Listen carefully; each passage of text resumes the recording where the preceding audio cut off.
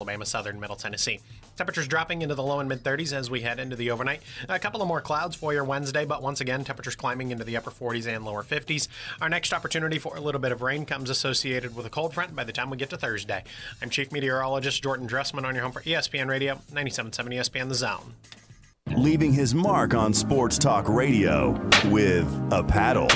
Thank you, sir. May I have another? Join West Neighbors weekday afternoons on The Drive, 97.7 ESPN The Zone.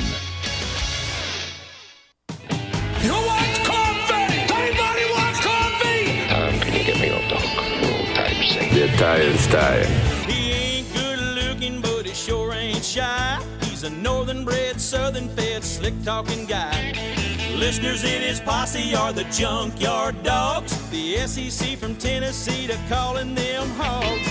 From Gainesville up to Lexington to the Titan Tiger Land. Nobody does it like Thom Abraham. You want me on that wall. You need me on that wall. Testosterone high today. Yeah, Tom's a man, he's got the plan, he's really got it made. What a wife he's got, she's smoking hot, check out the junkyard babe.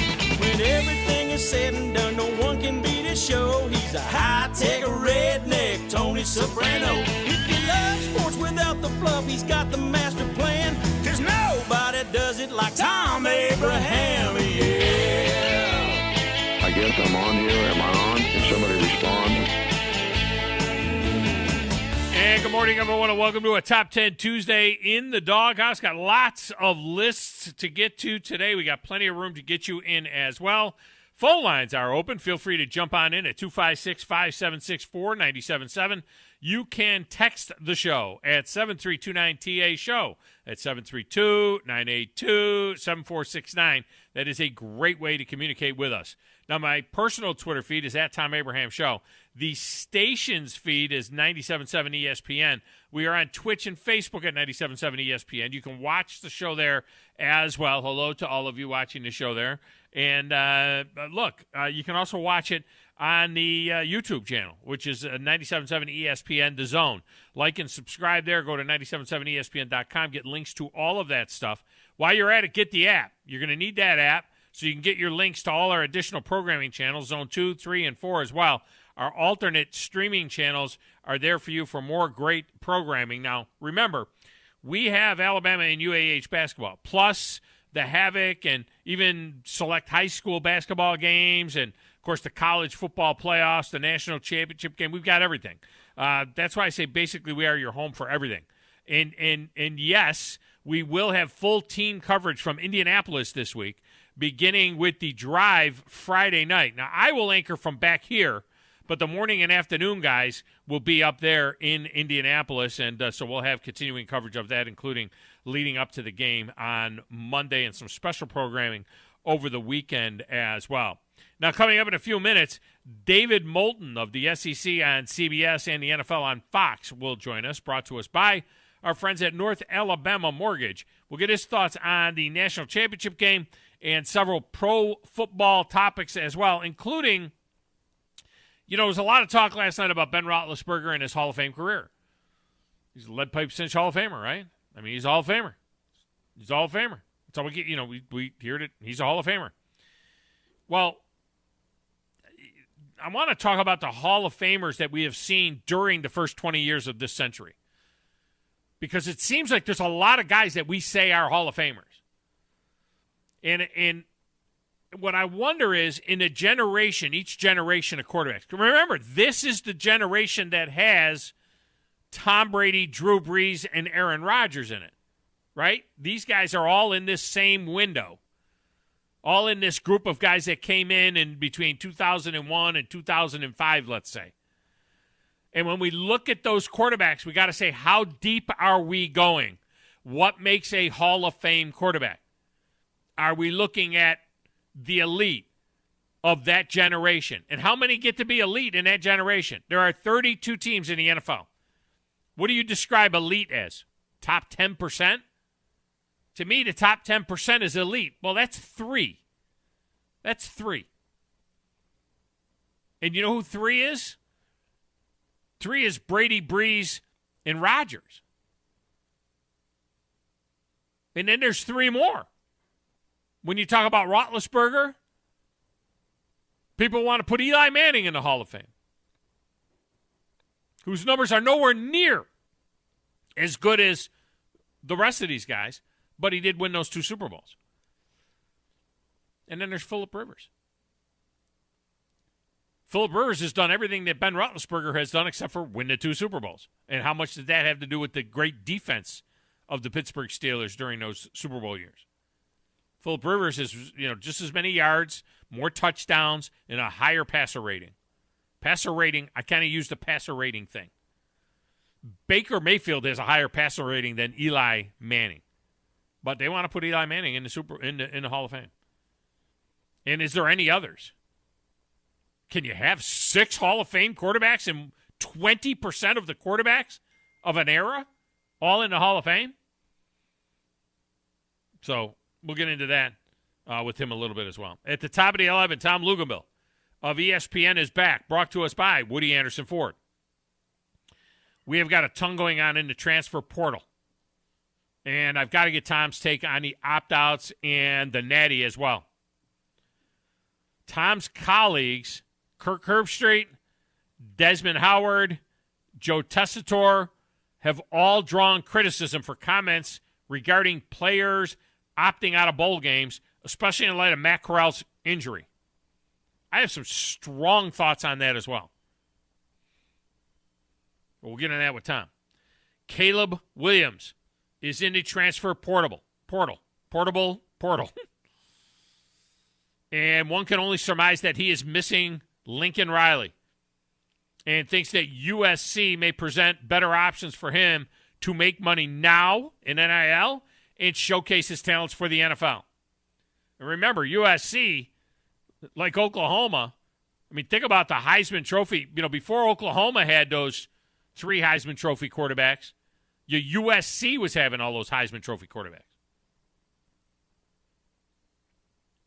So maybe that. Now, he says he could still return to Oklahoma. We'll see. In the meantime, former UCF quarterback Dylan Gabriel flipped from UCLA to Oklahoma. So all hell is breaking loose. In the meantime, there's a kid at FCS Albany. Yeah, there's a football team in Albany. They play in the FCS. Albany, New York. The Great Danes coached against them. This kid showed up at 18 years old. He was 204 pounds 2 years ago. Was a tight end. He grew into a 245-pound edge-rushing beast who had Will Anderson-type numbers this year. And now he's moving on up.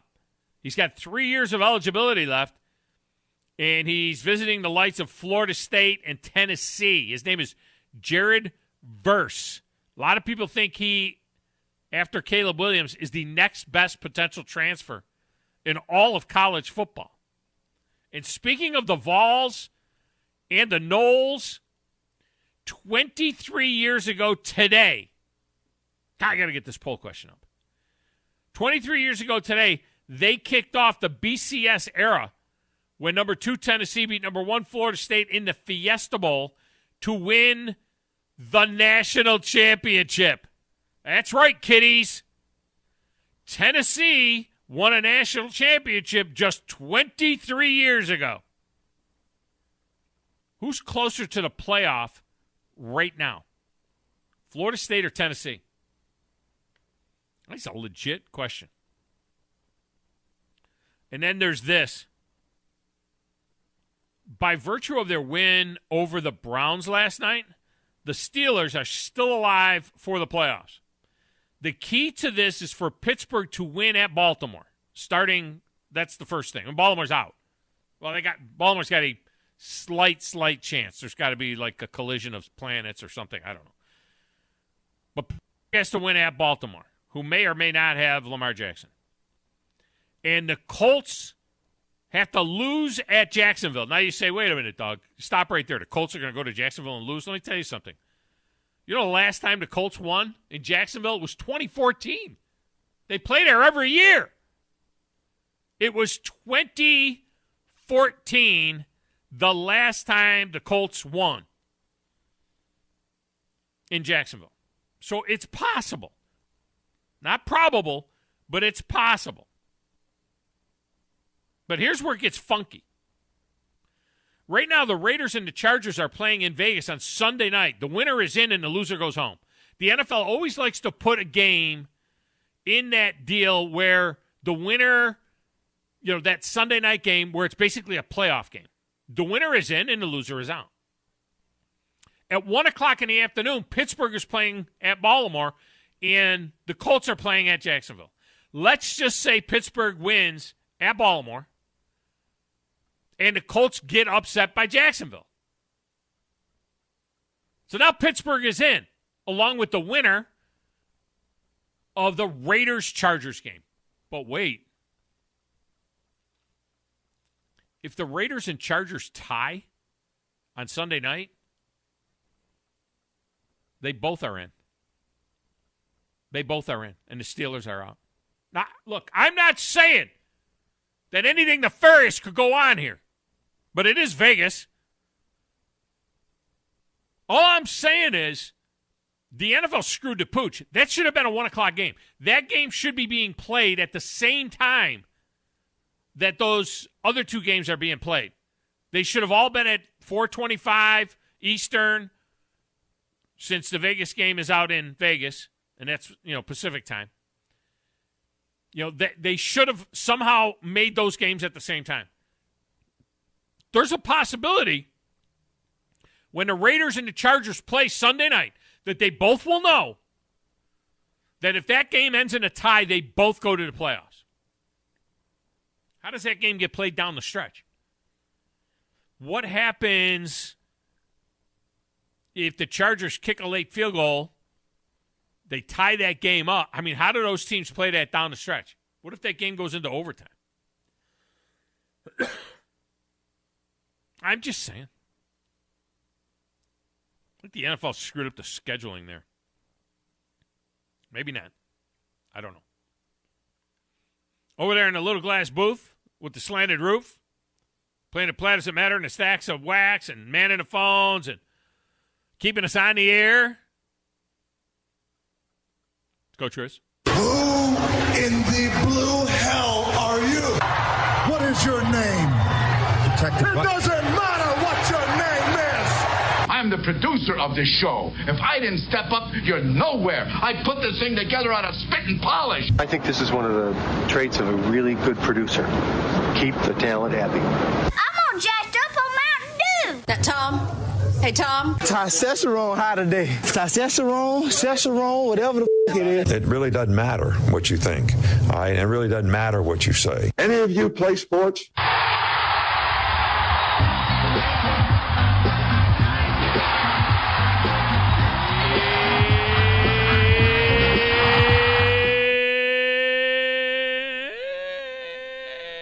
Grace, have you seen Nick Chubb anywhere? I don't know. Does he even play football anymore? Is that a baseball player, actually? Now that I think about it. I've never heard of him. I've never heard of him. Defensive end for the sounds like a bum. Broncos, maybe? I don't know. Sounds like a bum. Chubb? Yeah, sounds like a bum. But does he play defense? I mean, he got his many carries as a defensive player should have gotten. Or less. Almost. I feel so bad. I mean, I'm watching the telecast last night, and I'm like, I thought he was injured. Now, Kevin Stefanski said he was dinged up in the first half. Haven't heard anything from Nick Chubb because he doesn't say anything. Yeah. He's too classy to say anything. But I'm sitting there and I'm thinking, I mean, the announcers were going nuts. The producers were going nuts. Next Gen Stats was going nuts. And Peyton Manning and Eli Manning was going nuts. And anybody who came on as a guest on the Peyton Manning and Eli Manning thing was going nuts as well. And they were like, any play that Nick Chubb is not on the field is a disaster for the Browns. And in the meantime, Najee Harris, he gets 28 carries for like 188 yards after snapping off that long one. And that's what Chubb does. You give him enough carries, eventually he'll break one and go to distance. They take him off the field every third down play. Am I crazy, or did Nick Chubb catch a swing pass last year in a playoff game against these Steelers and take it 45 yards for a touchdown? I mean, like, Nick Chubb can't catch the football? Yeah. Are you kidding me? You can't get him out in the flat? In the 12 carries. The plays I don't know if you saw the next gen stat. It was hilarious. No, when I Nick didn't Chubb see it. They had a next gen stat. It said when Nick Chubb was on the field, the Browns averaged 6.3 yards per play. When Nick Chubb was not on the field, they averaged 1.3 yards per play. Man, I just don't understand that, and it's kind of like how I feel like when I play like a Madden game. When we're speaking of Madden, like where it's like you have this athletic running back. Like look at the Colts. Hammer Jonathan Taylor. Use him like you do the Titans use Derrick Henry. Use these running back. Like we're talking about a few years ago how it was like kind of the end of the running back.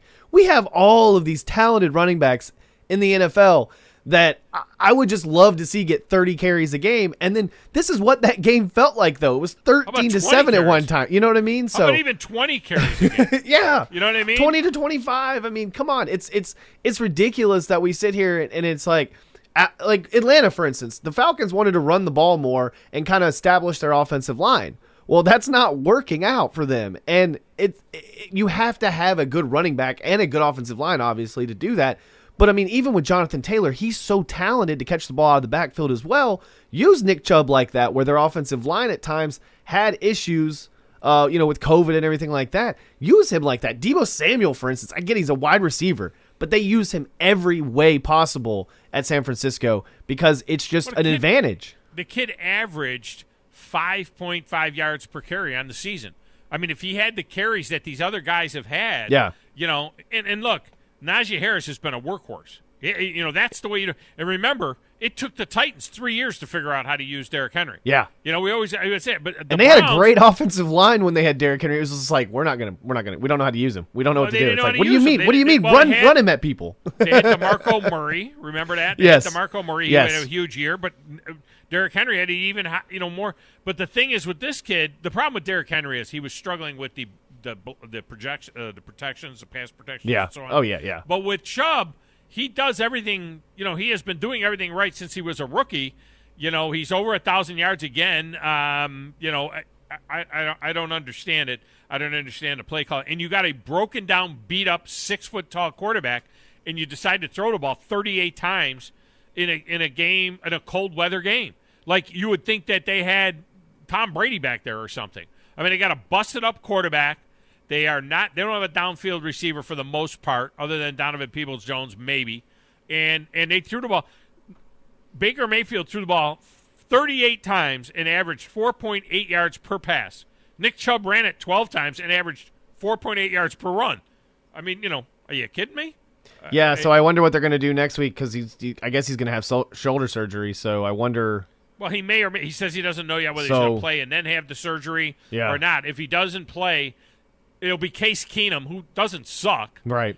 But the big problem is going to be where do they go going forward. He is already under contract for his fifth year. They had already picked up his extension for his fifth year on his rookie deal at $18 million. It's for a fifth-year quarterback, $18 million is not a lot of money. But where do you go? I mean, what do you do if you're the Cleveland Browns? I mean, they're a team that were a playoff team last year. This year, they were. This is a team that mid-season went to Cincinnati and beat the brakes off of the Bengals 41-17. This is a team that was, after they beat the Baltimore Ravens at home, they were leading the division 2 games ago. And they were leading the division. They had the COVID game against the Raiders, which they lost by 2. And then they lost the Christmas game by 2. And now they suck, right? So now they just suck. But they're that close. And what do? Do you do what Chicago did? Get rid of Trubisky. You go get a guy like a Nick Foles. And now look at Chicago. They're a grease fire. They're a mess. And the coach is going to get fired. Well, what do you do? Case Keenum isn't the long-term answer. I don't know what the answer is. That's the bottom line. All right. In any event. So that's out there. They made a lot of they mentioned several times, Grizz, about Najee Harris passing Franco Harris's rookie record. Right. And, more games. He did. Yeah. And then they said, well, it was 14 games versus 16 games. Right. That's burying the lead. That's lazy broadcasting. Yeah, I mean, lazy information. We know that this is 16 games versus 14 games. Yeah. And now he still has a 17th game to go. Here is the real fact. This is what they should have been mentioning. Okay? I don't. These guys, when you have people doing research for you, you have a tendency not to do your own research. Yeah. Here is the research. Okay? Forget the 16 games. Najee Harris has 296 carries on the season. 296 carries. He averages 4 yards per carry. Do you know how many carries Franco Harris had in that quote-unquote 14-game season? 188 carries. He averaged 5.6 yards per carry. Najee Harris went past 188 carries 4 games ago. Najee Harris has 108 more carries than Franco had. At 25 carries a game, it would have been like game 11. You know what I mean? When he had more carries than Franco. Forget 14 versus 16 and focus on the fact that Franco, in his 1,055-yard rookie season, only carried the ball 188 times, and Najee Harris has 108 more carries. I'm no math major, but Najee Harris is carrying the ball like a third more than what Franco had done. Lazy.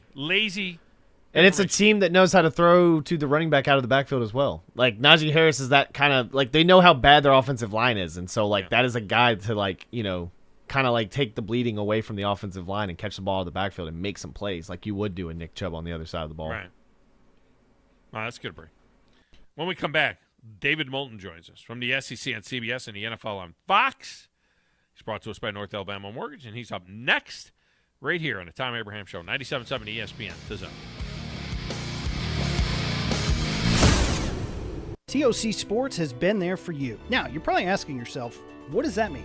It means for more than 20 years, Alabama's largest orthopedic group has been there providing coverage and care to more schools and student athletes in the Tennessee Valley than any other group. It means whether you are the star football player, the all-region volleyball ace, or someone who hurt their knee in a weekend pickup basketball game, TOC Sports physicians are proud to have the opportunity to care for all your orthopedic needs. It means for parents, coaches, athletes, desk jockeys, or even weekend warriors, TOC Sports physicians continue to meet and exceed the orthopedic and sports medicine needs of our community. But most importantly, during these challenging times, we're here for you now, and will continue to be here. So as long as there are players on the field, games to be played, and contests to be won, the orthopedic specialists from TOC Sports will be ready to help. We don't know what the future holds, but you can count on the TOC Sports team to stay committed to you, so you can stay in the game. Call 256-539-2728 today and ask to see a TOC Sports physician. Check them out online, also Facebook, Twitter, and Instagram. Valley Equipment Rental. Pretty self-explanatory name, no? Thom Abraham here. And look, Valley Equipment Rental is all over the Tennessee Valley, and they rent equipment, all kinds of equipment, and not just to the contractors out there, but to you, the general public, as well. Need a skid steer or an excavator? Well, they've got over 40 units to make sure they've got one for you. From huge boom lifts to miscellaneous hand tools, it's at Valley Equipment Rental on the South Parkway. And soon, they'll have a second location to handle even more equipment. More on that to come. Thom Abraham here from my friend Brian Hamaker and his team at North Alabama Mortgage. Look, buying a home is the biggest purchase you will make in your life, and it can be a bit intimidating, so you want people that can help walk you through the mortgage process and get you the best deal possible. That's what North Alabama Mortgage does, and they do it in Alabama, Tennessee, and Florida, from first-time purchases to refis, conventional, VA, FHA, and USDA loans. They have the solution at North Alabama Mortgage. Visit NorthAlabamaMortgage.com to learn more. That's NorthAlabamaMortgage.com. From the Fox 54 Weather Center, I'm Chief Meteorologist Jordan Dressman. A mostly sunny sky this afternoon. Temperatures actually pretty seasonal as far as early January is concerned. Highs climbing into the upper 40s and lower 50s. That means any of the remaining snow should melt across all of North Alabama, southern Middle Tennessee. Temperatures dropping into the low and mid-30s as we head into the overnight. A couple of more clouds for your Wednesday, but once again, temperatures climbing into the upper 40s and lower 50s. Our next opportunity for a little bit of rain comes associated with a cold front by the time we get to Thursday. I'm Chief Meteorologist Jordan Dressman on your home for ESPN Radio, 97.7 ESPN The Zone. Listen to Alabama football on our app. Download it today. Just search for 977 ESPN. Your home of the Alabama Crimson Tide is 97.7 ESPN, The Zone. This is Chuck Oliver. Listen to me coming up today at noon. Now back to the Thom Abraham Show on 97.7 ESPN, The Zone.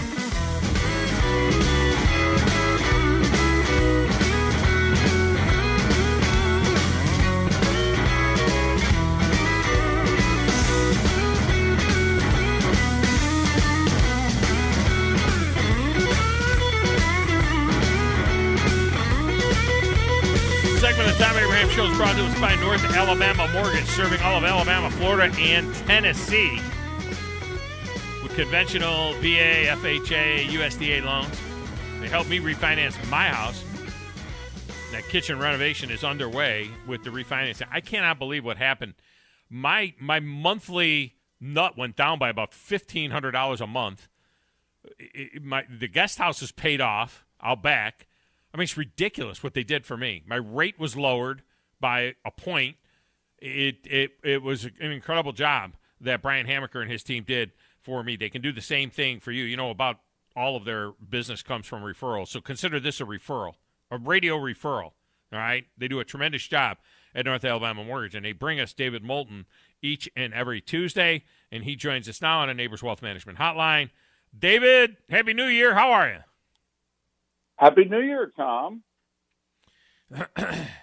I got a question for you because I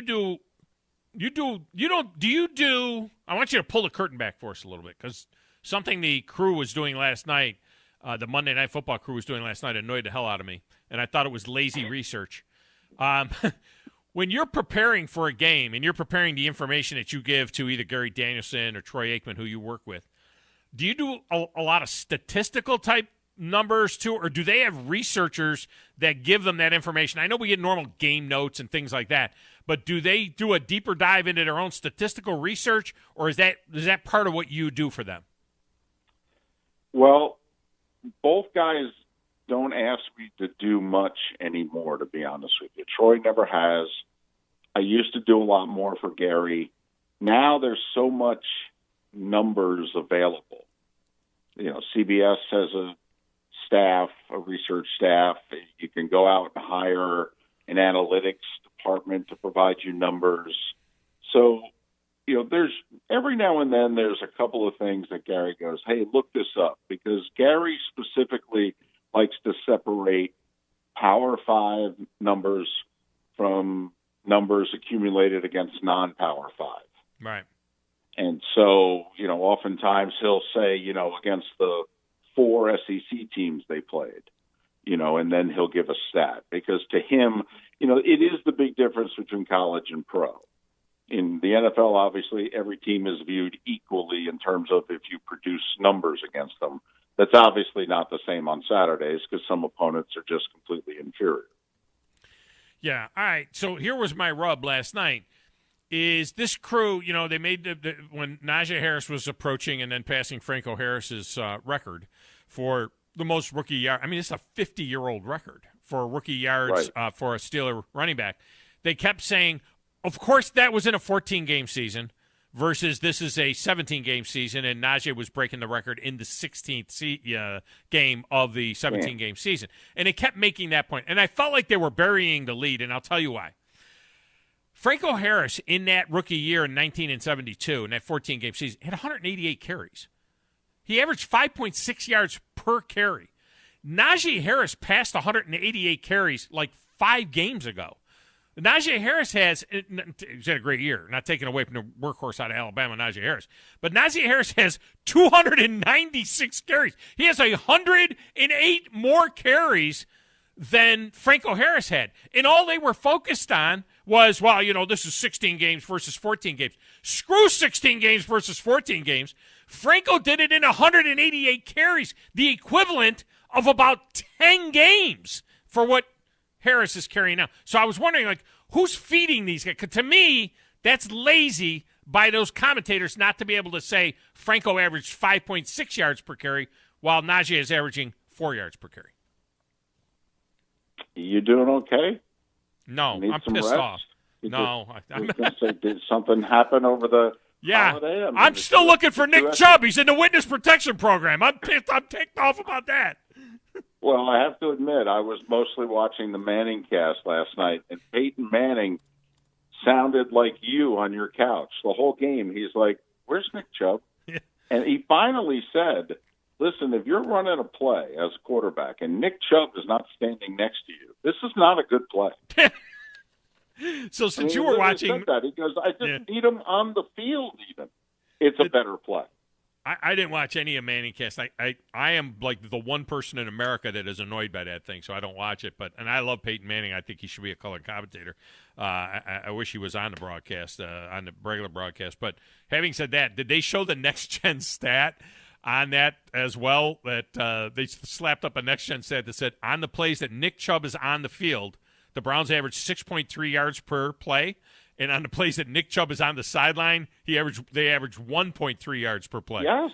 Yeah. Peyton kept saying to Eli, he has 4 carries, right? Only 4 carries? Yeah. Eli kept going, yes, Peyton, only 4 carries. Why? Is something wrong with Nick Chubb? Okay, can we communicate with a sideline person? Is he hurt? What's going on? Yeah. Finally, he incredulously, late third quarter, just yells at the TV, run the ball. Right. I'm wearing television. I was going to say, if you see the replay of the interview, the video version, I'm wearing a sweatshirt that says "Run the ball." Okay, it's not like you got a broken down quarterback that's 6 foot tall back there, and you're throwing it 38 times, and you run it with Nick Chubb 12 times. In the meantime, Najee's carrying the ball 28 times, and he takes over the game. You know what I mean? The Steelers did exactly what the Browns should have done, but that's been the history of this, quote unquote rivalry for 20 years now. Well, and to be honest, I think it's going to be the big story on Monday night. I mean, I know if I'm Georgia, I am running the damn ball. Okay, you have had significant success running on Alabama in each of the last handful of games that you've played them. And in every single game, you've abandoned the run to put the ball in the hands of an inferior quarterback. It makes no sense. Run the damn ball. If they stop your running game, you're not going to win.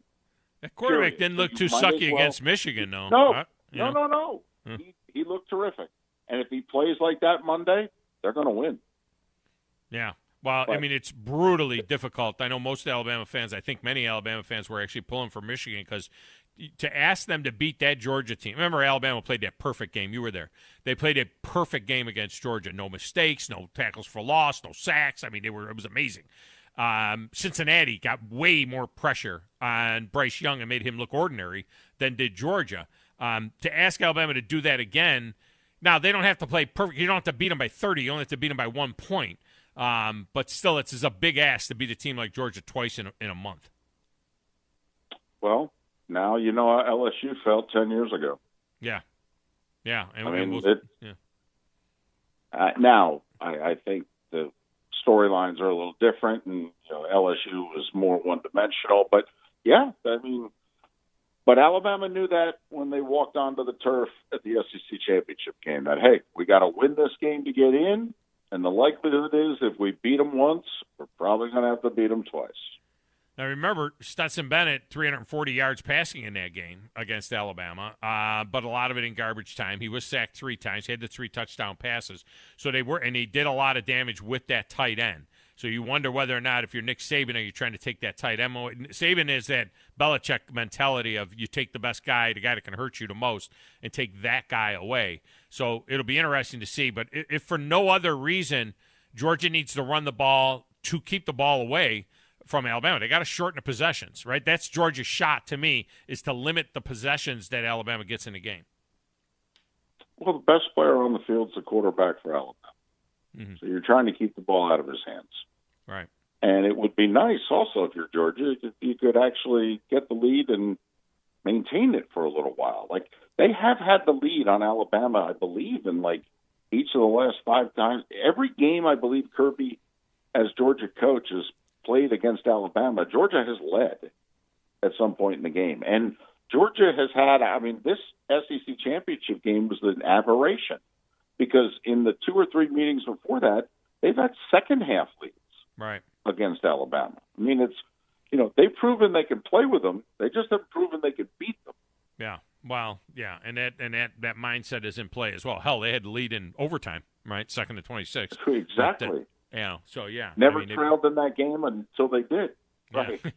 Exactly is right. The other factor, I have said it, I don't think the loss of John Mechie is insurmountable because of the fact that there's just so much depth and Ja'Cory Brooks is so good and so on. But you did see a different usage of Jamison Williams in the Cincinnati game than you did previous to that, where they used him more in the slot. They used him more as the possession guy. They really didn't go down the field to him. Against Georgia, they went down the field to him and underneath the Mechie. Now it seems like he's the underneath guy, and I don't know who the down the field guy is. So it'll be interesting to see. Georgia has to make a defensive adjustment as well. So it'll be interesting to see what the mindset is there in terms of the chess match of this, and it only being a 10-day gap in between the playoff game, the semifinal game, and the national championship, as opposed to the longer period of time. I think it makes it that much more fascinating. Well, if I'm Georgia, I'm double teaming number one. I'm sorry. He's the best weapon Bryce has by far. And if you want to beat me with the other guys, who, quite frankly, most of the year you didn't have a ton of confidence in to even play, if you beat me with them, you tip your hat to them, you say congratulations, you did it again. Yeah. I mean, if I'm Georgia, I'm taking away Bryce Young's number one weapon. And I am challenging you to beat me running the ball and with the other wide receivers who were not ready for primetime players just 10 minutes ago. Yeah. And if you do it, hey, hats off. That's why you're the champs. Yeah, Brian Robinson averaged 3.4 yards per carry in that conference championship game. Trey Sanders, 3.5 yards per carry. So the running backs themselves, certainly not like what we saw against Cincinnati. I want to go back to the NFL for a moment because there's this concept, and I want to get your take on it. There's this concept, I mean, certainly that Ben Roethlisberger is a lead pipe cinch Hall of Famer. My question is this, and I'm looking at his window of play. He came in 2004. So let's say the quarterbacks 2001 till now, the quarterbacks of this generation, okay, this 20-year window to open this century. How many are supposed to go to the Hall of Fame? How many Hall of Fame quarterbacks have we seen? Because in this window, I think of elite. You got to be elite in your class. And elite to me is 10%, which would be 3 guys in the league. Well, you got Tom Brady, Drew Brees, and Aaron Rodgers in this same window. And then you've got Roethlisberger. And then you've got Phillip Rivers, who has better numbers than Roethlisberger across the board, except for he doesn't have 2 Super Bowls. And then everybody wants to put Eli Manning in the Hall of Fame. Now we're up to 6. And I haven't even gotten to, some people think Tony Romo, Matt Ryan, and so on. Where are you at on how many quarterbacks in a class or in a group can we put in the Hall of Fame? Well, I don't care if they're all in the same draft class or not. I mean, you're either a Hall of Famer or you're not. But what makes a guy a Hall of Famer? Don't you have to be the top 2 or 3 quarterbacks? No. I mean, football's always been a little subjective here. It's kind of like the pass interference call. I mean, football's not a by-the-numbers Hall of Fame. Baseball is that Hall of Fame. Football is not. And here's the thing very quickly about Eli. It obviously helps the 2 Super Bowls, played in New York, his last name. But to me, it's real simple. Can you be a B-ish quarterback during the regular season, but an A to A-plus quarterback in January and February, and is that a Hall of Fame career? Because I could argue Eli's a B-minus regular season quarterback. Right. Eli Manning's an A postseason quarterback. A. Twice. I mean, no. Remember, he never won a playoff game outside of the 2 years that he went 3-0 and won the Super Bowl. So he had 2 great runs in a play. So can 2 great Januaries put you in a Hall of Fame if you're a 500 quarterback whose numbers are between Joe Flacco and Mark Brunell, for example?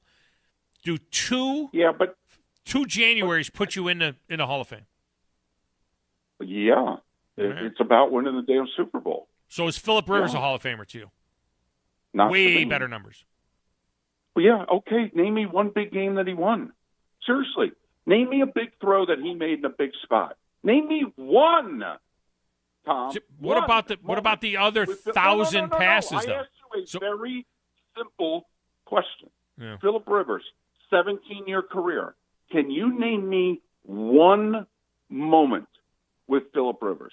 One. But he never had the defense that Ben had. He never had the defense that Eli had. Bull. They had terrific teams there.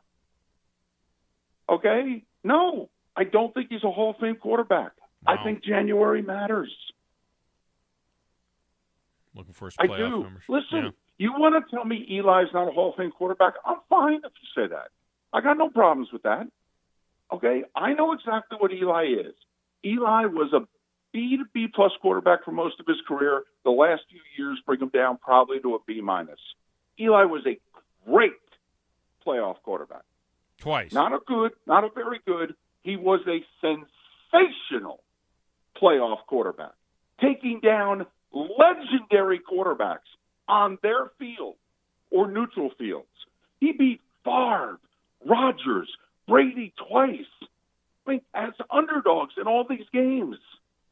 I mean, is that enough to get you in the Hall of Fame? Maybe. So if you don't think... I mean, it is greatness, Tom. The Hall of Fame is supposed to be about greatness. And do you want October greatness or January greatness? So I mean, you're trying to keep a great postseason pitcher out of the Hall of Fame. Like, right. I would argue Eli Manning is a lot of Curt Schilling. Curt Schilling's regular season numbers are good. His postseason numbers are arguably the best ever. Yeah, but why isn't he in a Hall then? Because he's an a-hole. Okay. I set you up for that one.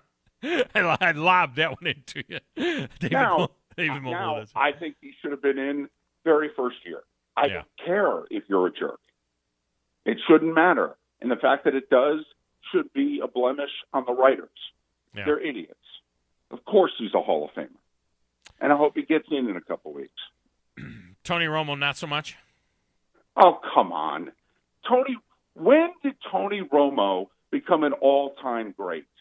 Could somebody truly answer me that? When he played, everybody thought, you know what, great fantasy quarterback, very talented, put up great numbers, can't win you a big game in a big spot. Yeah. And we're going to put him in the Hall of Fame? Well, people will look at his... Hall of Fame. Yeah, people will look at his efficiency. I mean, he's got the 9th highest passer rating in the history of the NFL. His quarterback rating and his this, that, and the other thing. Did he ever win a big game? Yeah. You can hold that against Phillip, huh? Huge numbers. He's going to have the best numbers of anybody to not be in the Hall of Fame by far. Yeah, okay. And Ben's in, right? Ben's in. You agree Ben's in, right? Ben will be in, yeah. I mean, please, if you're a Steeler and you're good, you eventually get in the Hall of Fame. Right. It's a birthright. It's in the charter. If you're a Steeler and you reach a certain threshold, you cannot die without getting into the Hall of Fame. And remember, he wasn't like MVP in either one of those Super Bowl wins. I mean, he was, in fact, very ordinary in the two Super Bowl wins. The first one is arguably the worst performance by a winning quarterback in Super Bowl history. I mean, the best pass in that game was thrown by Hines Ward. Mm-hmm.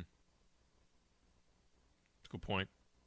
All right, David Moulton with us. All right, let's finish with the national championship game. At least give us your prediction. You said this happens, that happens, that happens, this happens. Right now, Georgia is a 2.5, 3-point favorite. It moved in there. The line has moved in their favor. They looked even more impressive against Michigan than Alabama did against Cincinnati, even though Alabama just kind of strangled Cincinnati out. It never really felt like the game was in doubt. Having said all of that, what do you think happens Monday night? Oh, boy. I guess do I think a team can win a national championship with that ordinary a quarterback versus I think they're a very good team, and can Alabama beat them twice in 5 weeks? I guess I'll play the percentages and say it's Georgia's time, but I'm obviously not confident about it. I mean, Kirby's not a great big game coach. It is Davis Love III at quarterback. I wouldn't want to bet it to be honest with you, but you're putting me on the spot. I'll go Georgia 27-20. So you think they can hold Alabama to half the scoring that they had in the game you were at? But Well, that's possible. they better. But, I mean, yeah. They better. I mean, first off, I think they're going to run the ball more. They're going to shorten the game more. Right. Difficult to imagine. In theory, Alabama got 7 of their points on the pick 6, so that drops it down to 34. And then if they just do a little bit better job, now they're holding them into the low 20s. I have to admit, I'd much rather bet the game at 2.5. Like I could see 27-24. Yeah. I don't know if I would bet Georgia if it gets to 3. It was such a.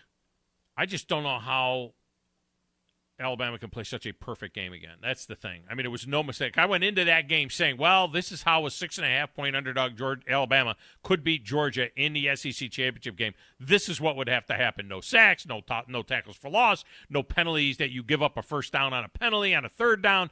They didn't do any of that.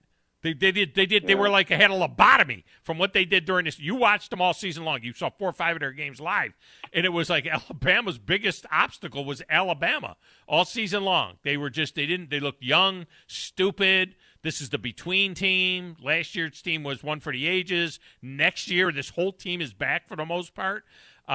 This was the between team, and then all of a sudden, at the end of the season, they become this efficient machine. And now you don't know what the hell to think of them.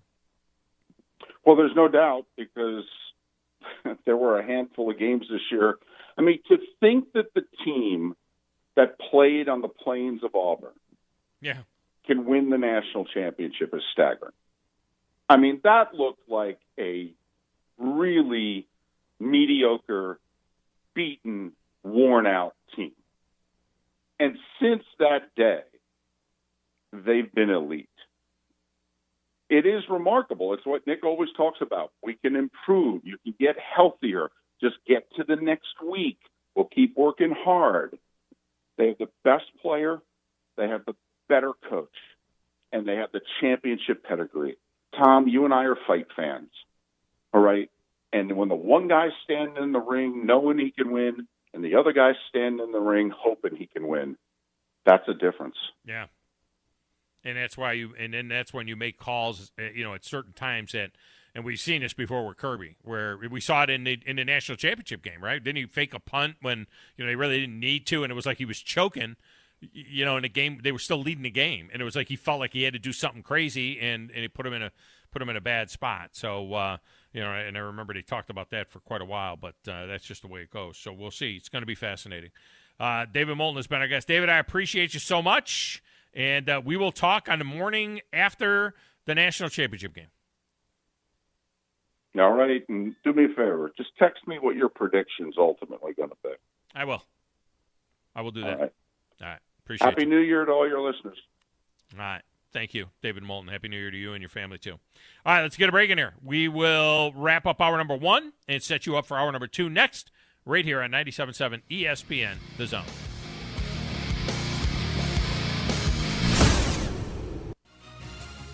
You're listening to the Thom Abraham Show on 97.7 ESPN The Zone. Alabama Crimson Tide Athletics all season long is brought to you by Woody Anderson Ford, home of the 5-star experience. Bob Wallace Appliance, locally owned and operated since 1978. Brooks & Collier, your indoor and outdoor living headquarters, celebrating 75 years. The Aldridge Law Firm, Wow, Halls RV, and University Kia. Listen to the Crimson Tide Sports Network right here on 97.7 ESPN The Zone.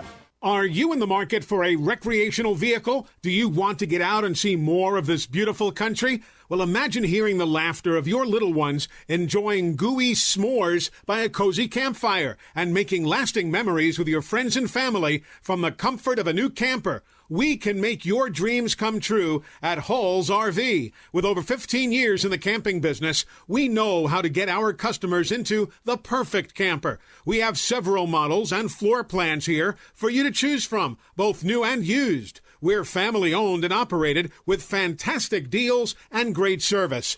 Everyone wants to work with people they can trust, so come on down to Hall's RV and get the deal of a lifetime. We'll treat you right and get you on the road in the camper of your dreams. Visit us on Highway 431 in Albertville. Hall's RVs, where we sell fun. Or see us on the web at www.hallsrvsales.com. Organizations using Salesforce know how powerful the platform is and how much time, money, and headaches it saves if it's set up right and you know how to use it. Let's face it, Salesforce is complicated and time-consuming to figure out, and a lot can go wrong now and down the road without expert help. That's why most Salesforce users work with an implementation partner like Higher Echelon, so they get the absolute most out of their Salesforce investment. Higher Echelon is a 5-star Salesforce consulting partner who won Salesforce Military Hiring Partner of the Year. President Dr. Joe Ross is retired Army who played and later coached for the cadets. He puts that experience to good use at Higher Echelon, where they pride themselves on hiring veterans. Look, not all Salesforce partners are the same. Don't put your company at risk by going with an inferior partner. Higher Echelon is the trusted partner you can count on to get you up and running and seeing returns on your Salesforce investment in a fraction of the time it would take if you go it alone. Go to higherechelon.com. That's HIGHERECHELON.com to learn more. Go higher and go Army. At Mr. Sparky, we're America's on-time electrician. Flickering lights and hot switches can be annoying, but they can also signal a major problem, or worse, an electrical emergency. So play it safe and leave it to the experts at Mr. Sparky. Trust our team of professional, clean, and friendly electricians. We'll get it done right and get it done safely. You don't have to put up with any malarkey. Call 888-8-SPARKY. Independently owned and operated, licensed in the respective state or county. From the Fox 54 Weather Center, I'm Chief Meteorologist Jordan Dressman. A mostly sunny sky this afternoon. Temperatures actually pretty seasonal as far as early January is concerned. Highs climbing into the upper 40s and lower 50s. That means any of the remaining snow should melt across all of North Alabama, southern Middle Tennessee. Temperatures dropping into the low and mid-30s as we head into the overnight. A couple of more clouds for your Wednesday, but once again, temperatures climbing into the upper 40s and lower 50s. Our next opportunity for a little bit of rain comes associated with a cold front by the time we get to Thursday. I'm Chief Meteorologist Jordan Dressman on your home for ESPN Radio, 97.7 ESPN The Zone. No other radio station in Alabama has 2 voters for the Heisman Trophy. Winner of the Heisman Memorial Trophy is... Listen to Steve Moulton and Scott Tyson. 97.7 ESPN The Zone.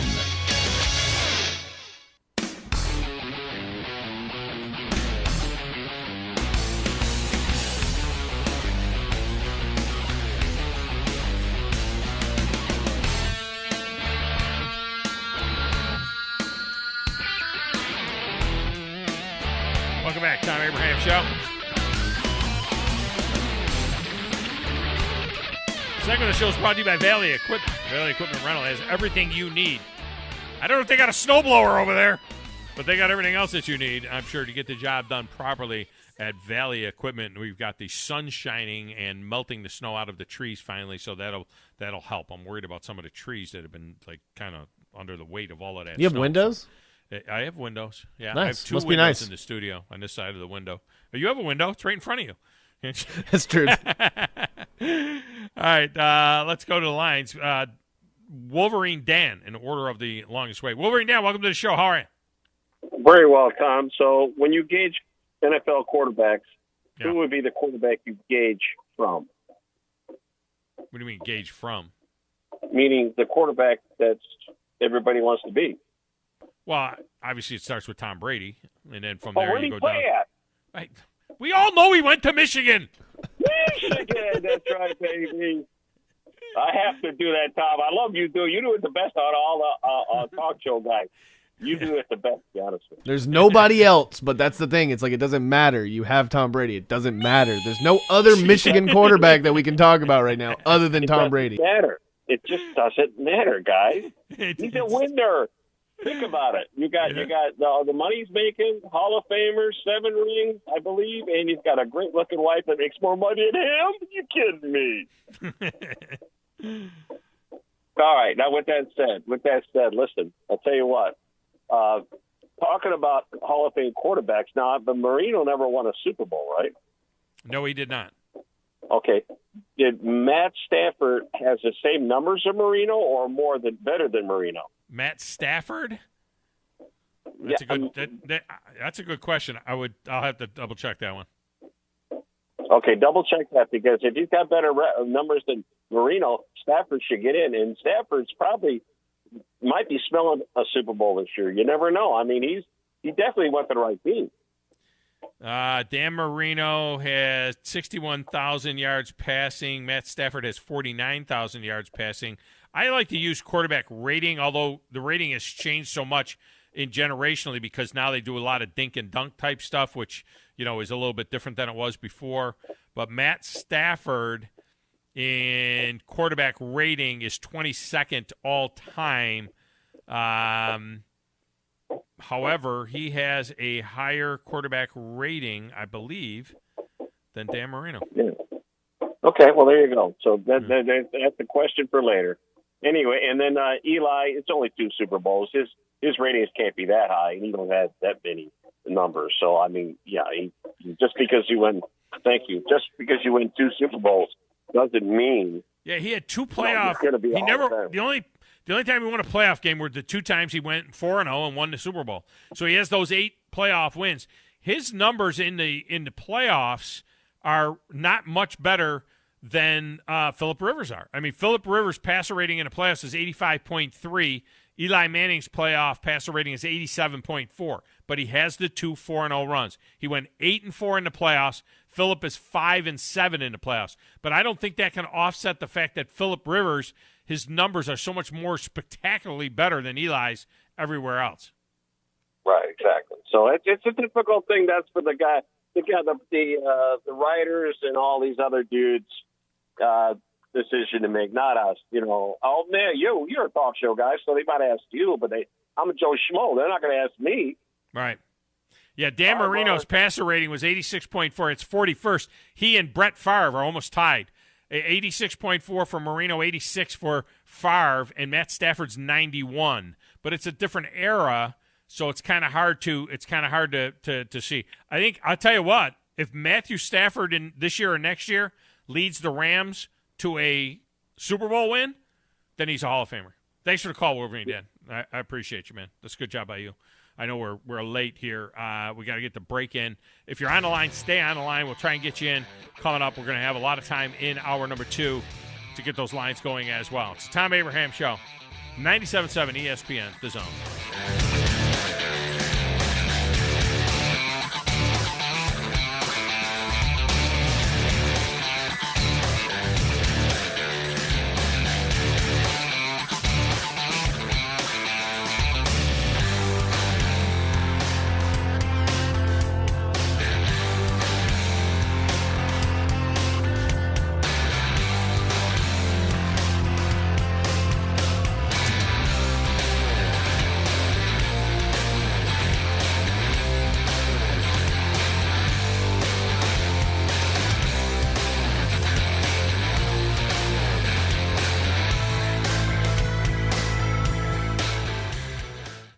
Tonight, it's the premiere of 2 new comedies on NBC.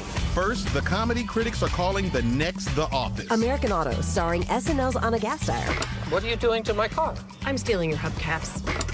It's fine. I'm the new CEO. Then it's Grand Crew. The comedy critics rave is this generation's Friends. I'm gonna ask Alicia to marry me. What? Seriously, dude? I've had almond milk in my fridge longer than you've been with Alicia. American Auto and Grand Crew. Premiere tonight on NBC.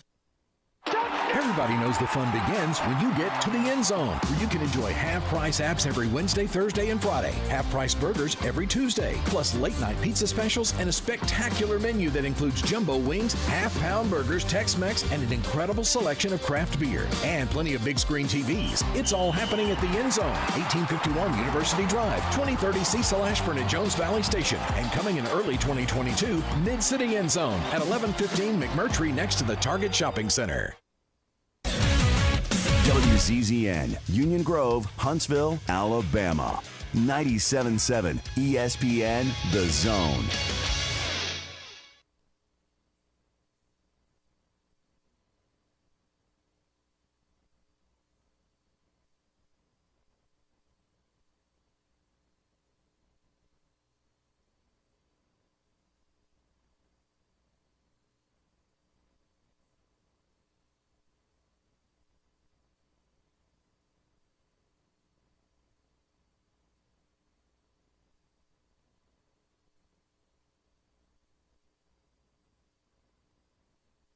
Bring that playoff intensity every day to our shows. Bring it on, Chop. Let's go. Okay, maybe just for Drew DeArmond. Bing, me. Listen for Talkin' Ball with Scott Tyson and Drew. Weekday mornings starting at 7 on 97.7 ESPN, The Zone. The big dog is off his leash. Here's Thom Abraham. The ladies really dig these things, if you know what I mean, and I think you do.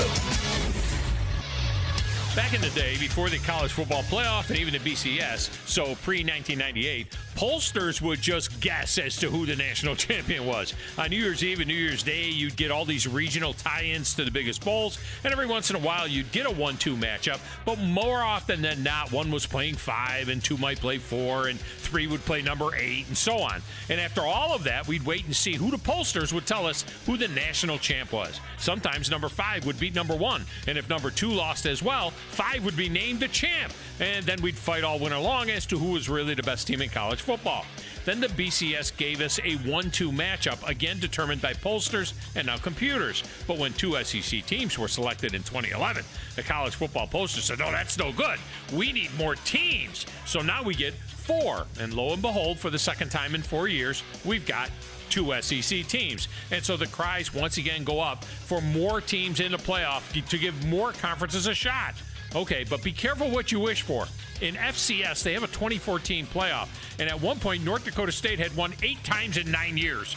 In Division III, they have a 24-team playoff, and guess what? In the last 25 years, Mount Union has won 12, Wisconsin-Whitewater 6, and Mary Hardin-Baylor has won 3 of the last 5. In fact, in 9 of 10 years, Mount Union and Whitewater played in the title game, including 7 straight years. So be careful what you ask for. Great teams will always rise to the top. Just like TOC Sports is number 1 for all your orthopedic needs. TOC Sports. Thom Abraham, only on 97.7 The Zone.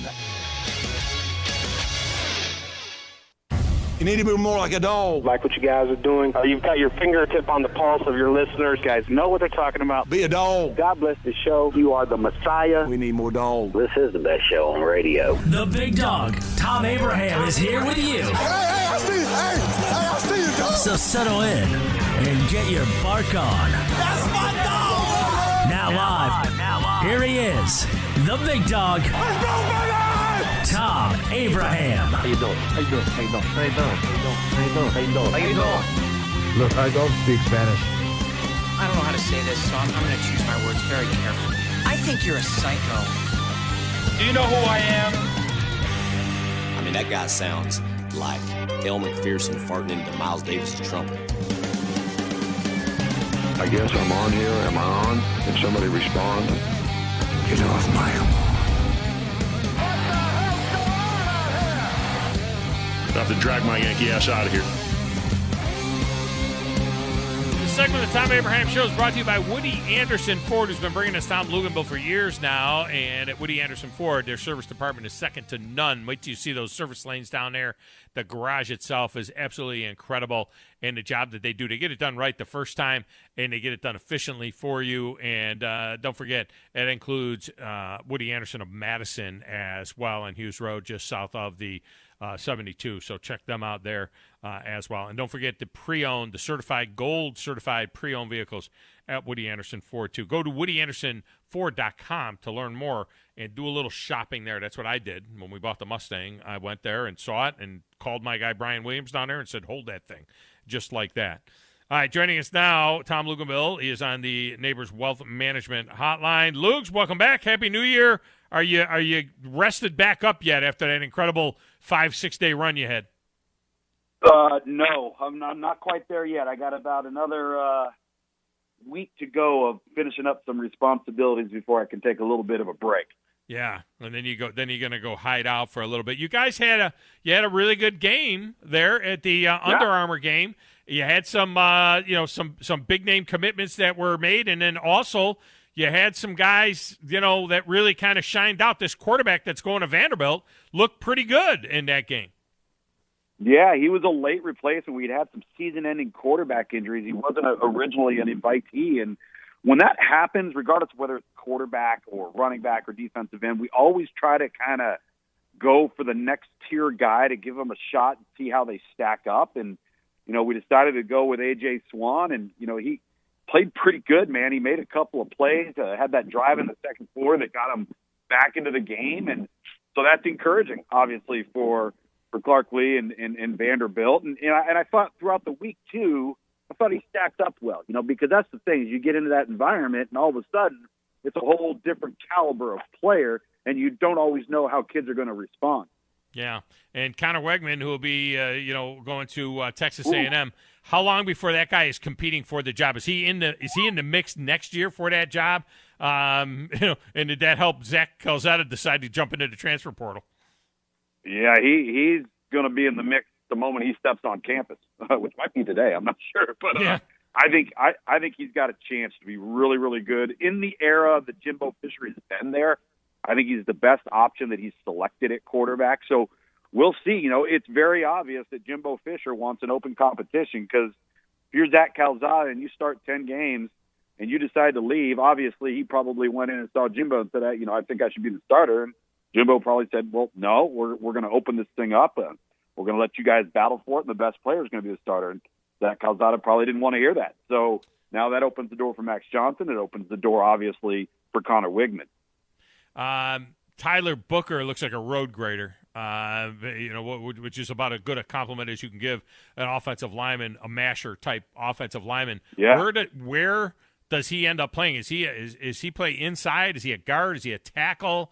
What is the future for him as far as how he will fit in? And people kind of forget about that class of linemen that Alabama brought in last year as well. We did see J.C. Latham playing against Cincinnati with the Ekiyor injury, and he looked very good.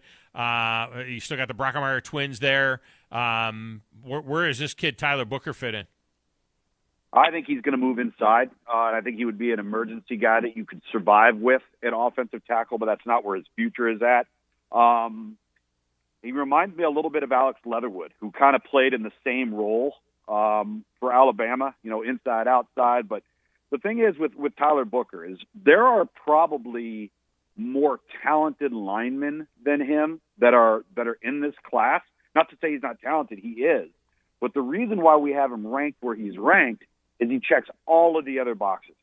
Unbelievable kid, 0 red flags, great student, competitive temperament. Every time he could go to a camp or combine within 200 miles of where he lived, he showed up and he competed, which when you're a high-profile kid, there's a lot of downside to that because if you show up and you have a bad day, those internet guys will tear you apart, Yeah. And so, he just keeps battling and competing. And so there's very, very, very little downside with him, and that's why we put him where we put him this week because we think he's got a very, very high success rate. And then finally, Harold Perkins, the linebacker, commits to Texas A&M. That was not a surprise, was it, that he went to Texas A&M and that class just got that much better? Yeah, I don't think that was much of a surprise. He was in the top 2, I think, for going back to the early signing period when he decided to wait. So now you're sitting there looking at that A&M class. They've got 21 of their 29 players are in the ESPN 300. They've got 11 players that rank within the top 5 of their respective position, top to bottom. I mean, it's a fantastic class, and it's a class that not only do they need to have, but they need to capitalize on it in successive years because that's the only way you're going to close the gap with Georgia and Alabama. Tom Luginbill with us from ESPN. All right, let's shift gears a little bit. Your colleagues at ESPN, Kirk Herbstreit, Desmond Howard, Joe Tessitore, all have been criticized for their comments that they made regarding players opting out of bowl games and actually taking a side and actually having an opinion instead of being all mealy-mouthed about it, and saying that, I respect this, I respect that, I respect everything, and I got no opinion on nothing. So they took an opinion, and to me, they got hit by the snowflakes pretty hard. But what's your take on what they said about players opting out in the fact that, we saw – I tell you, I was pissed off that Chris Olave was sitting on the sideline and taking in all the advantages of the L.A. trip and the Rose Bowl and everything else that went with it. You opt out. You've quit. You're done. You goodbye. Go pretend. Yeah. Go get ready for the NFL. I don't know what the hell he's doing sitting there on the sideline. But what was your take on what they said and the reaction to what they said? I agree with them. I know, we're in this era now because you mentioned it. You can't offend anybody. You can't hurt the players' feelings. Everything is now player driven. Whether it's the transfer portal, whether it's the extra year of eligibility, we've created this easy path. And to me, I would never opt out. That's me. All right, and it's not a get off my lawn take. I just can't ever envision myself with the opportunity to take the field with my football team and do it one last time in a bowl. Oh, by the way, the freaking Rose Bowl. All right? This is the Rose Bowl. All right? And so, to me, I mean, I hate it. I hate what this is becoming. And then, you sit there and you hear people say, well, I understand it. Okay, well, yeah, I do understand it, but here's what I would counter that with. Do you know how many times you take the field to practice the sport of football versus how many times you take it to play it? I mean, the number's not even comparable. And then when you consider the percentages, you consider the likelihood that you're not going to get hurt, and it's far greater than you might get hurt. All right? So, have we had a Jalen Smith? Okay, sure, we have. Did we have a Matt Corral the other night? Okay. But that's not, this is why you opt out. No, it's not.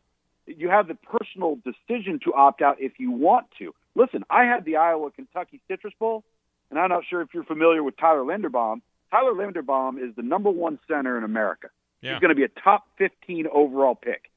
Not only did he not opt out, Tom, he gets hurt on the first series of the fourth quarter. They go into the locker room. I think they got him x-rayed. He hurt his foot. He comes back out and goes back in the game. Well, this is what I don't understand about it, too. You're playing – I mean, football. It's just football. It's a dangerous game. It's football. The season doesn't end. The risk. You only get 12 games, you know what I mean, in the regular season, and you want to opt out of the friggin' Rose Bowl. I mean, you got to be kidding me. But beyond all of that, my question is, where do you draw the line? Do you not play in a cupcake game? I mean, Alabama historically plays all of their starters the entire first half against, all of the directional schools in a cupcake game. Should a player say, no, you know what? I'm not playing in that game because our JV can beat them. I'm going to opt out of that game, Or I'll take it a step further. I used to say this about Trevor Lawrence if he had won the Heisman Trophy his sophomore year. If Alabama finishes the job Monday night and wins the national championship, should Bryce Young opt out of next year? I mean, why should Bryce Young even play next year? He's going to be the first pick in the draft. Some people say that he would be the first pick in the draft if he was in this year's draft. So does he just Will Anderson and Bryce Young, should they opt out of 2022 because they want to get ready for the NFL? I mean, that's what I don't understand. I get this is what it's football. You play football to the end. And how is it not quitting on your teammates? Well, it is. Let's call it what it is. It is, and you're doing it for your own personal reasons, all right? And so, I think it's a bit extreme to assume that somebody would skip an entire season because that's a huge sample size, and you get NFL backlash from that. But I can tell you right now, with GMs and personnel guys, they don't hold that against the kid. So if the players know that, all right, now you're giving them even more incentive to sit. I think it was you said the last couple of weeks, all right, if you're Bryce Young, you win the national championship. What's the incentive to, if you got back and played in a game, would you skip the national championship game? I mean, I can't. Who could skip a national championship? Yeah, it's absurd. Like, I don't understand. It's unbelievable. But again, we're not in this era of team. We're in the era of me. We're in the era of player rights and player rights only. Everything else becomes secondary, right? It's just like we have with the transfer portal. We have no rules. We have no guidelines. We have no restrictions. There are no pockets throughout the calendar year where you're either permitted to go into the transfer portal or not. It's just the wild, wild west. And let me tell you something. It's not going to get better. It's going to end up getting worse. And the problem is the college football playoff, we all love it. But we as a society, as fans, broadcasters, all this stuff, we're partly to blame because we've devalued the bowl system. Yeah. Well, I had tweeted in the third quarter of the Rose Bowl that Jackson Smith Njigba, is that how you say his name? Jackson Smith Njigba. Yep. He should opt out of the fourth quarter and declare for the NFL draft. I mean, the kid was out of it. He was out of his mind. Yeah. And Olave's just sitting there watching it. And I'm sitting there and I'm thinking to myself, if I'm Olave, I'm thinking, how much more money do I make? And Olave is probably behind his name just jumped out of my head. The other kid over there, their other receiver. Oh, Garrett Wilson. Garrett Wilson. Yeah, He's probably behind Garrett Wilson. But what if it was Olave who had a 350-yard? I mean, all-time bowl history. He passed up the opportunity for all-time bowl history, Rose Bowl history, Ohio State history, all of those things to sit there on the sideline in his jersey and watch his backup do that kind of damage. Well, and then put yourself in Ryan Day's shoes, because you touched on this, right? Because I would be the same way you would. Oh, you're not going to play? Okay, you're going home. Yeah, right, I wouldn't take him. Yeah. You can't do that now because of recruiting. No, I wouldn't take him. Because next thing you know, the word is the coach doesn't the coach doesn't believe in player rights. Yeah. The coach doesn't believe in individual choice. Well, the coach has a job to do, and he's responsible for the other 84 guys, not just you. The thing that kind of got Herb Street and Howard jammed up a little bit was Howard started it. He made this comment about he doesn't think players love football anymore. And Herbie then chimed in with it. Wrong. Yeah, and Herbie chimed in with it, and then of course, the next day Herbie's got to apologize for saying should. I do agree that you can't paint with a broad brush. You see a lot. You talk to a lot of players. You see them young when they're in the high school All-Star game and all that stuff. I mean, it's not everybody, but I don't think those guys are wrong to say that there is that mindset that players look at it as a business, and it's not the love of the game anymore for a lot of these guys. I mean, you're right. You don't want to put everybody in that boat because it's not true. Like, I mean, and it's not. But there certainly is an element to truth to it. I see every single day in my job. I see a bunch of guys that love getting recruited, but may not love doing the things that it's going to take to be the great player that everybody's expecting you to be. And that is a part of loving football, and I think that, the recruiting side, the attention, all that stuff's all great, but then when it comes time to actually have to perform and back all that stuff up, are you willing to do the things it takes to be your very best? Because if you don't love football, you're not. Yeah. Period. I mean, that's just it. And again, I think we go back to how we've devalued the worth of a bowl. I mean, it used to be that was one of your team goals in your locker room. Let's get to a bowl game. Let's get to the postseason. It didn't matter what bowl it was, but that was a team goal for everybody. And now I don't even know I know it's a team goal for the coaches, and teams will say it's a team goal. But then when it comes down to individual choice, if it doesn't matter to you individually, then it's not important. Tessitore got in trouble because he said that Matt Corral was an example of a player, quote, doing it the right way. And this is the way it was written in a story that I'm reading from somewhere, I don't know, maybe Saturday Down South. It said, while Corral's decision to play in the Sugar Bowl was admirable, Tessitore's comments implies that he believes there's a wrong way to go about bowl games, sparking even more debate. Yeah, there is a wrong way. I mean, you can take that test, and Greg McElroy agreed with Tessitore that Corral did it the right way. It's the freaking Sugar Bowl. When was the last time Ole Miss was in the Sugar Bowl? Of course the kid's going to play in the Sugar Bowl. I mean, and it turns out the injury's it's not going to hurt him.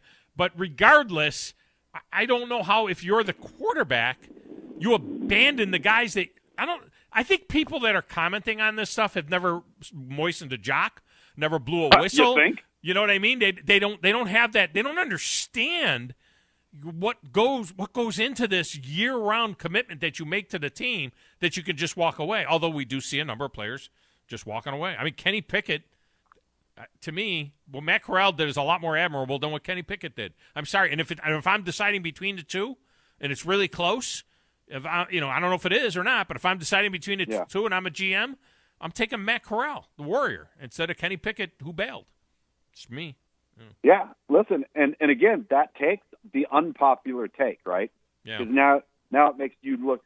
Here's the thing that we've got. A Neanderthal, like a Neanderthal. Yeah, well, it's the whole get off my lawn mentality, and blah blah blah. Well, at the bottom of the line, I think at the end of the day, I think most of us look at there being some accountability here that has to be applied. And I understand decision-making. I understand everybody has their own individual decision to make.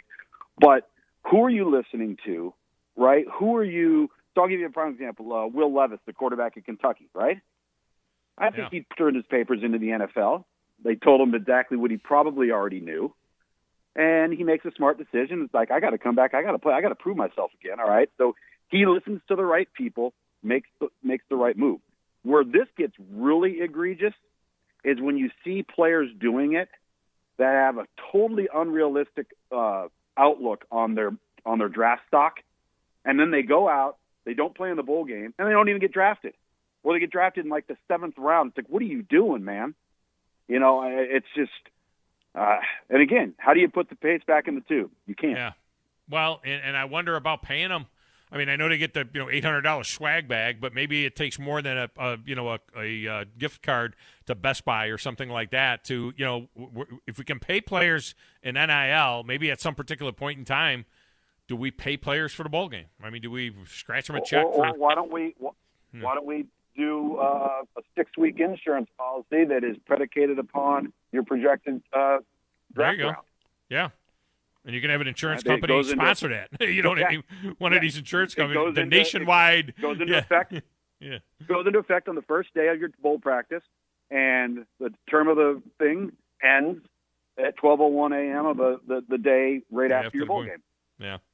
Great point. All right, we're going to have the luxury of being able to have you on Championship Monday, I hope, your usual slot. So we'll have you in our championship preview show. But from nearly a week away now, just kind of looking ahead, Georgia has been installed as a small favorite, 2.5-point favorite. They were 6.5-point favorite for the SEC championship game.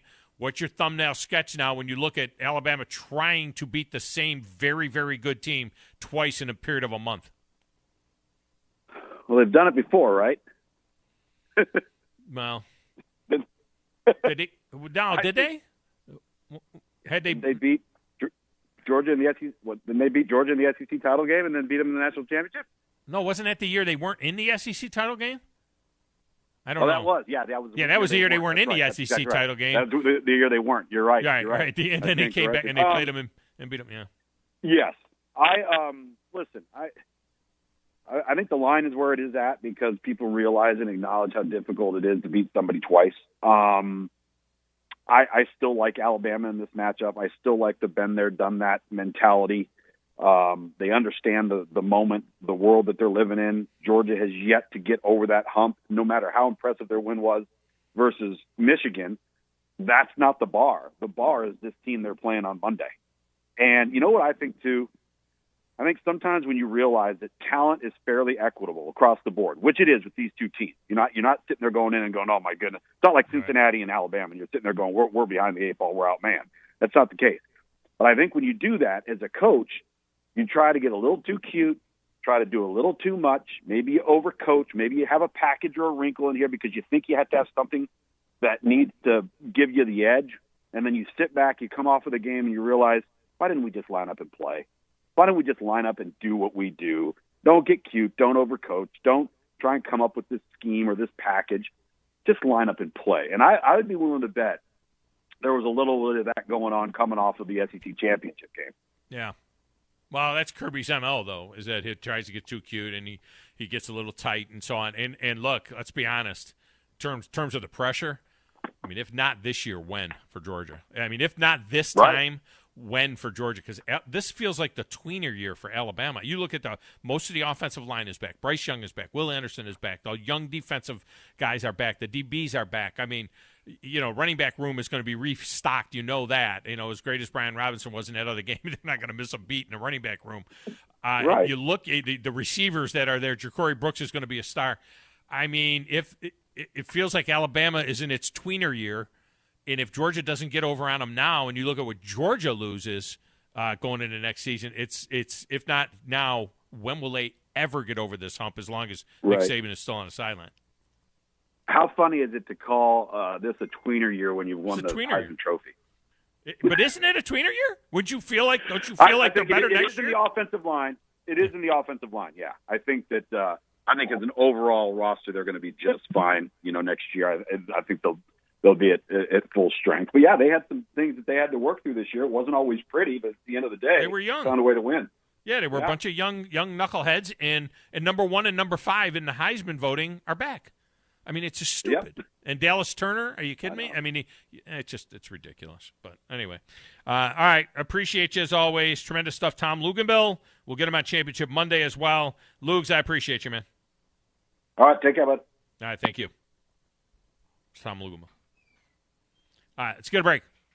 When we come back, we go open lines the rest of the way. Look, it is what it is. And the thing is, as I said in the Unleashed today, there's not a lot of this is the way in college football. To think that expanding the playoff is going to change this, all you got to do is look at the D3 results. Look at the FCS results. It's the same teams every year. Every year.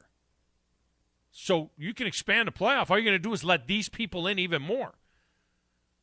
When you had the BCS and you picked Tennessee and Florida State and said they were 1 and 2, we don't know.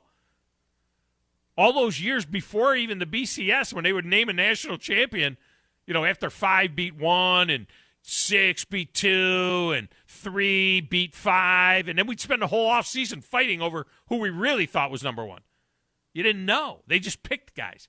Now you're going to let even more of these great teams into this thing. You're going to get the same thing. There's 300 teams that play Division III football. 24 of them go to the playoff. And for 9 out of 10 years, the same 2 teams, Mount Union and Wisconsin Whitewater, played in the championship game. 7 years in a row, the same 2 teams played in the championship game.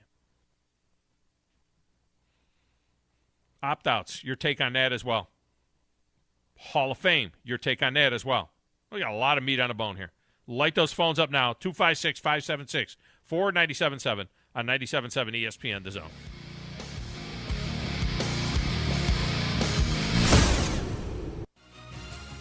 You're listening to the Thom Abraham Show on 97.7 ESPN, The Zone.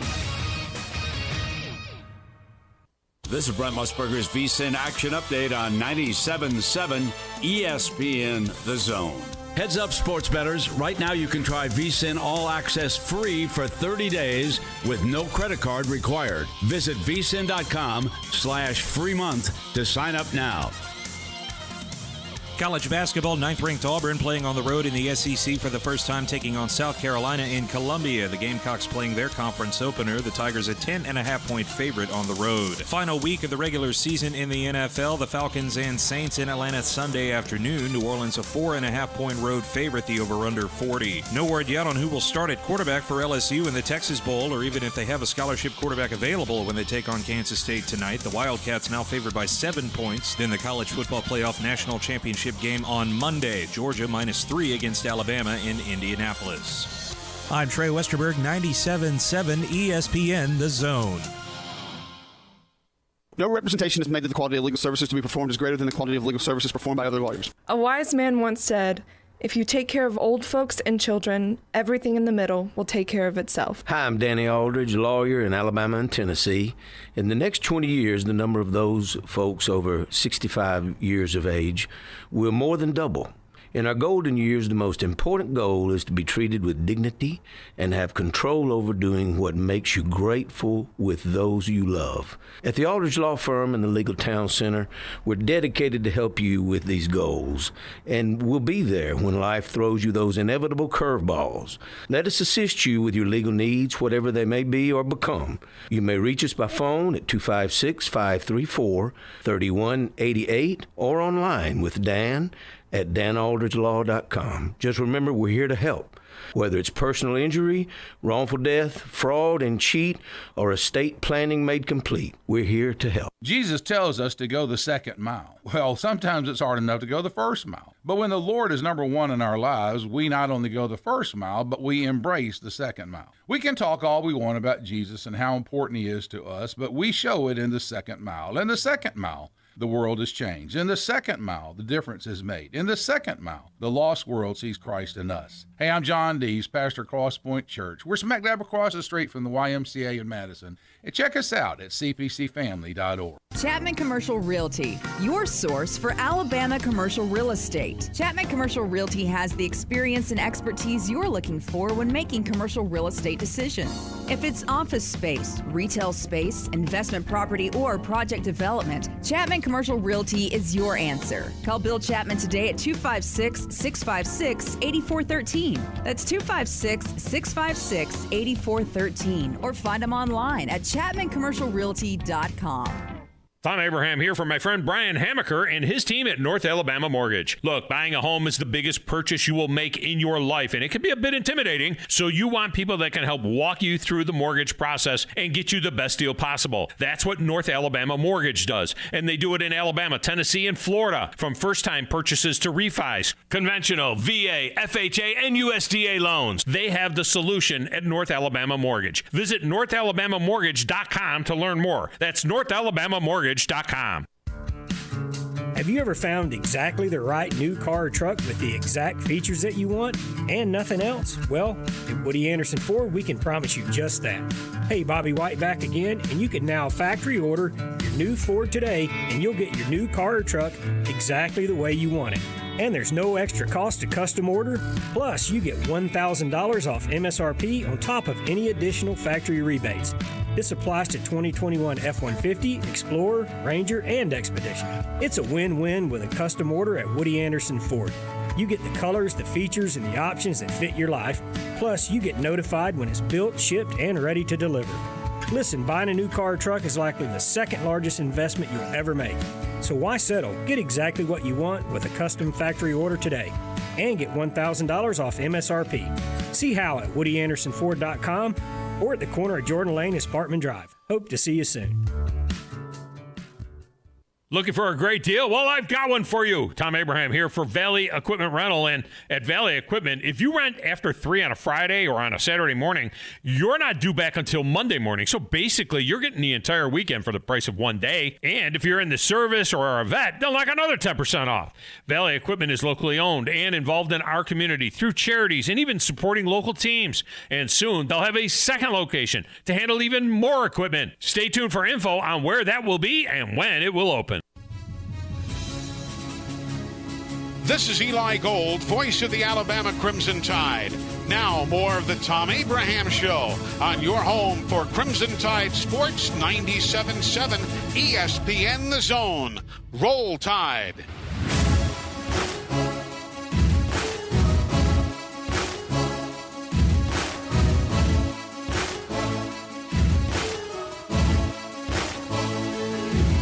Segment of the Thom Abraham Show is brought to you by TOC Sports, the only choice you need when it comes to orthopedic care is TOC Sports. They just do such a tremendous job. They get you back up and going as soon as possible. And they've been doing it in Tennessee Valley for well over 20 years now. And when you go to your doctor and the doctor says, hey, you need to see an orthopedic, you just tell your doc, I want to see the docs at TOC. You could say, I want to see a specific doctor, Dr. Davis, Dr. Greco, whatever, and they'll hook you up. You know, they probably were going to send you to TOC anyway. I mean, where else would they send you? But the reality is that you get to make that choice. Don't let your doc tell you that, you know, that you need to go here or there. You say, I want to see the docs at TOC, and they'll get you back in the game as soon as possible. All right, phone lines are open if you want to jump in. This is a good time to do it. 256-5764-977. It will get you in to the show. There are some varying opinions. I know I'm a get off my lawn kind of guy when it comes to this whole thing. Text window, for years, most coaches have been chasing the money, not much loyalty to anyone. The players have learned from them. Most of the loyalty talk meant nothing. And I agree with that. I get that. And I don't think coaches should leave until the season is over. Basically, Lincoln Riley opted out. But Brian Kelly opted out of the bowl games. That's wrong, too. I think that's absolutely wrong, too. I think that sends a wrong message, and I think the message you need to send to your players is that we're going to finish what we started. We are coaches and players. We coach and play to the end of the season, then we can make decisions on what to do after that. This is no different than quitting. It really isn't. And I had a son that played for Sparkman.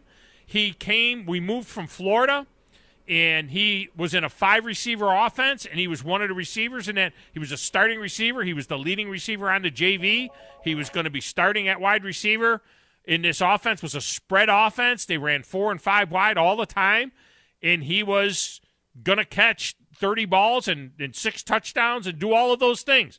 And when we got the Sparkman, they were running the wing T, and they had one receiver over there. And the guy could run like the wind, and they never threw the ball. They ran the wing T at Sparkman. And he was buried on the depth chart. And when he was a junior. And he says, I'm done with this. All I do is practice, get my knob weld, and play on the special teams. I think I'm done. I said, you're not done. You're not done. You're not done till it's over with. In between seasons, we can have a conversation. Don't even talk to me right now. You're not going over the wall now. Now we're talking about great players leaving? Quarterbacks not playing in bowl games? Wide receivers, 2 starting wide receivers not playing in a Rose Bowl? Let's get to the lines. Is this list updated now? Is this in order of the longest wait? Are we right? What about him to Crawdad? Is he still there? Okay. We start with Crawdad. Crawdad, welcome to the show. How are you? Hey, Tom, can you hear me? I can hear you fine. Hey, I want to just a brief comment on the Hall of Fame quarterback discussion because there is an example where you can actually go into the Hall of Fame just because you did something that was really famous and unusual, and it has nothing to do with your career stats, which are middle of the road, and that's Kurt Warner. He went to 2 Super Bowls, won 1, lost 1, and in the middle of his career, he was in almost a backup quarterback for the New York Giants, but he went to the Hall of Fame, I think, totally based on his he was an MVP. Remember, he was I think maybe a 2-time MVP. One time. It was a 1-time MVP. He had incredible numbers. He was benched for Eli Manning. There was no doubt about it. He had that hand issue. They had a young Eli Manning at the Giants, and they benched him, and then he went to the Cardinals and kind of but I thought, what I thought you were going to say? I thought you were going to say Joe Namath. What? That's where I thought you were going was Joe Namath. Joe Namath's numbers are awful. Joe Namath's number, you want to talk about a guy making a Hall of Fame on the basis of, winning, making a guarantee and winning that 1 Super Bowl. Joe Namath threw way more interceptions than he did touchdowns. His numbers were nowhere near Hall of Fame type numbers. Well, but then again, I think the point of both Joe Namath and Kurt Warner is the Hall after Hall of. It's called fame. They were 2 hugely famous people, and I think sometimes you can get in the Hall of Fame just on that criteria alone. Joe did, Kurt Warner did, and But I don't know if you've seen the movie about Kurt Warner, but it's worth the nickel. I want to see it. Yeah, I definitely want to see it. I think I got it on. I think we can watch it on Prime or something. One of these services that we got. I think. You can for $20. Is that what? Is it really? Is that what it is? Even if you have Amazon Prime. All right. Yeah. All right, man. Let you go. Good Appreciate conversation. You. Thanks. Joe Namath. Joe Namath's. I love Joe Namath. I absolutely love Joe Namath. I think he's just one of the coolest cats of my generation. Absolutely love the guy. Joe Namath's passer rating is 65.8. His career passer rating. 65.8 is his passer rating. You got to be kidding me. Joe Namath threw 173 touchdown passes and 220 interceptions. I mean, Broadway Joe. Back to the lines. Grumpy is next. Grumpy, welcome to the show. How are you? Pretty good. The people that don't know Joe, now they just call him the creepy guy around. He's his commercials, man. He's just straight creepy, man. Yeah, he really plays to those Medicaid generation. Commercials. Yeah, he's playing to the generation that loved him in the 70s, and now that's his people. They're the AARP people. Hey, I wanted to say the tickets that we won in that trifecta were 18 rows up on the 49-yard line, man. They were great seats at the Music City Bowl. Yeah, 49-yard line, 18 rows up. So whoever you get those tickets through, So those, yeah. And those weren't the clubs, right? Or were those the clubs? Those were the clubs. Those were the clubs. Yeah, yeah. But 18 rows up on the 50 in an NFL stadium, I mean, I won't get to experience. I'm not going to pay for that for a Titans game. You know what I'm saying? So it was nice to be able to experience that. And then the Birmingham Stadium, you told me to get you some info on that, man. We sat in the club level there. None of the seats are covered, but you have access to the glassed-in area where they have a buffet, all-you-can-eat buffet that starts 90 minutes before the game. All-you-can-drink beer, 4 different kinds of beer, 90 minutes before the game. So if you go to see a Stallions game or you go to see a UAB game, just pay the $175 and get the buffet and all the beer you want. It was awesome. And we parked a block and a half from the stadium for $20. And the stadium feels like a big-time stadium, right? I mean, it's too small. I mean, I wish it was bigger, but yeah. It was plenty big enough. You know what I mean? I think that's the stadium of this future. I don't think anybody's going to build any more huge stadiums, But it had a great feel to it, But I don't have any problem with the guys laying out the bowl games. Playing in college is not the goal. That's not the goal. That's it's just not the goal. But that's what you're doing. Then you might as well lay out. Why play in the cupcake game then? Why play in the 11th game of the season when you're playing Mercer? Why play in that game and take the chance of getting hurt before the Iron Bowl? Yeah, I agree. Why play? You know what I mean? Totally agree with you. Because you're a college football player, you only get 12 chances a year. You practice all year round. If you get a bowl game, it's the next. You don't owe that college anything. They're giving you an education and an opportunity. Your goal is to provide for your real family. You can call it family all day long, but your real family is your mom and your dad and your brother and your sister. And if you can bring in $10 million over a course of 5 years to help them out, that's what you do. So the platform that they gave you to lead up to that point means nothing. Why did you even go to college? I think that if you're going to go into the NFL, you've already produced enough for that college.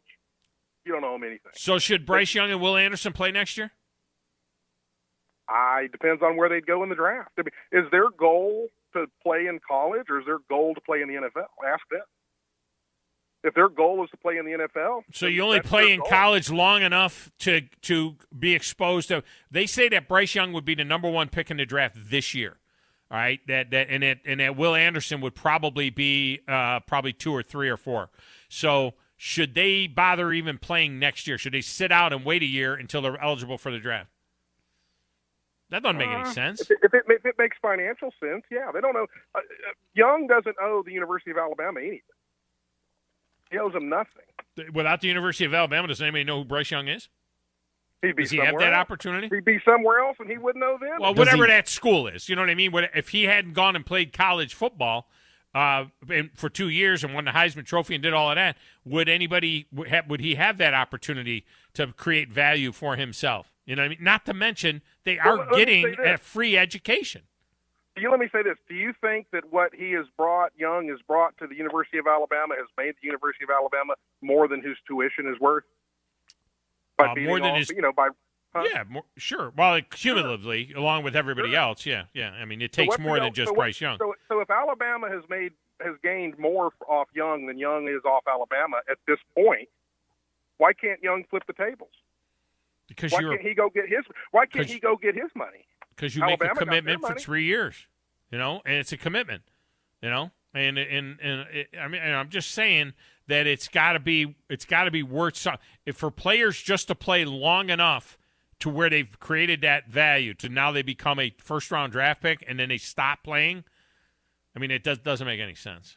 Well, it does to me because they had to produce to get to the first round. They had to bring production to that college team to put themselves in a first-round draft choice position. So 10 or 12 games, boom, that's enough. If they've produced enough to be a first-round choice at any college, then they've produced more for that college than that college has produced for them to that point. They haven't that goes to the athlete hasn't been paid yet. That goes to the mindset of what Desmond Howard and Kirk Herbstreit said. The players don't love football anymore. then you're not loving the game. You don't love. No, they don't. Sure they just they love. No, they just want to. You can call it. They love the money. Family all you want. No. They love the money. They don't love the game. They don't. They're not dying to play in the Sugar Bowl. They're not like dying to be a big time college football player. As soon as they've made value for themselves in the NFL, then they want to stop playing. Then that means that you don't love the game. You just love the money you can make from the game. Well, how many of the guys that you went to high school with loved the game so much that they didn't work a job and went and walked on somewhere trying to continue to play the game? If that number is below 90%, then I don't see your point. Because I don't think as many of y'all loved the game back in the glory days as you think if you didn't go walk on somewhere. Well, I don't know. I had a Division II deal for $1,000 a semester at a school that cost $7,000 a semester, Ashland College in Ohio, at a D2 school. And, I went out there for camp, and I saw cocaine for the first time in my life in the summer of 1978. And I walked away. That was good cocaine back then. Yeah, it probably was, but I had never even seen it before. And they had a players' dorm, and there was a players' party, and guys were snorting that stuff. And I'm like, we're a D2 school, in the middle of Ohio. This isn't for me. And then I transferred to St. John Fisher College, where I ended up playing college hockey. And they had a club Division III team, which I ended up coaching when they went to NCAA Division III. But they had a Division III team that I said, I'm not going to play. I'm not going to do that. So maybe Let me just end it with this. Let me just say this, that anytime someone says that the players don't love it as much as they used to, ask them how many of the players that they played with back in the 70s or 80s walked on somewhere because they loved the game, because they had that opportunity. Almost anybody could walk on that's willing to work. Yeah. And the numbers are what, probably 6% of those kids walked on somewhere or something like that. Yeah. It's just a farce about this. Oh, they don't love the game. Hell, they didn't love it so much they didn't walk on 30 years ago. Well, if they didn't know that they could compete. I mean, I understand what you're saying, but I just don't buy the concept of once you make a commitment to a team that you bail on the last game of the season. It's a championship. It's not the championship it's not the college football championship, but it's the Rose Bowl championship. It's the Peach Bowl championship. It's the Sugar Bowl championship. To be a Sugar Bowl champion, and then this is a two-part problem. What about the why is Chris Olave got a Rose Bowl ring? Why does Chris Olave get the swag bag from the Rose Bowl? Why does he get to make the trip to California? Why does he get to do all of the things that these guys did that went to the Rose Bowl? He quit. Keith, the Michigan fan, is next. Keith, welcome to the show. How are you? I'm doing all right, big dog. Hey, right quick. Did you hear Kurt Herbstreit say that he was just doing an example that if there was the top 100 players in high school going to college, Michigan would have 5, Georgia would have 40. Did you hear him say that? I did not hear that, but you're talking about of the top 100 or if there were top 100? Because that's about right. Yeah. And it's because academics. Now, if you're not going to college to be an engineer or a doctor or a lawyer, you're playing football, your goal is to get to the NFL where you can make big money. Right. That's just the bottom line. Am I right or wrong? Yeah, but why would you quit before the end of the season then? Well, you don't want to get hurt. Okay. Then why would you play? Why would you play in the game against Central Michigan, or against a cupcake team on the schedule? Well, I understand that. It's like, you know what I mean. Where do you draw the line? You know what I mean. If Aiden Hutchinson came back to play another year, he could have went to the NFL and made money last year because he loves the game. He loves the University of Michigan. Wants his degree. There you go. It means something to him. There you go. Juwan Howard. He came back after he went to the pros. And while he was still playing professional basketball, he still got his degree from Michigan because he promised his grandmother that he was going to get his degree. Yeah. He got his degree. But now Michigan played Florida a few years back in Atlanta. I went to see the game. And we were missing he's playing for Cleveland now. He's a defensive back, Javal Peppers. Peppers is his name. And he's at the Giants now. He was the Browns traded him a couple years ago to the Giants. Right. Okay. Jabril Peppers. Right. He didn't play, and Florida killed us at the position that he was going to be at. I mean, if he would have played, we probably would win the game. But, you know, hey, you got to understand, because if I get hurt, I'm possibility of losing $10 million for the next couple of years, or never been able to make that good money. But where do you draw the line? That's what I'm saying. Should Bryce Young play next year? Should Will Anderson even play next year? Well, as somebody who dislikes Alabama, I tell him, go to another school. And on that note, let's end the call. All right, man. I appreciate you, Keith. Right. Let's get a break, and then we'll come back and wrap it up next. Stay on the line. I got a second to get you in on the other side on 97.7 ESPN The Zone.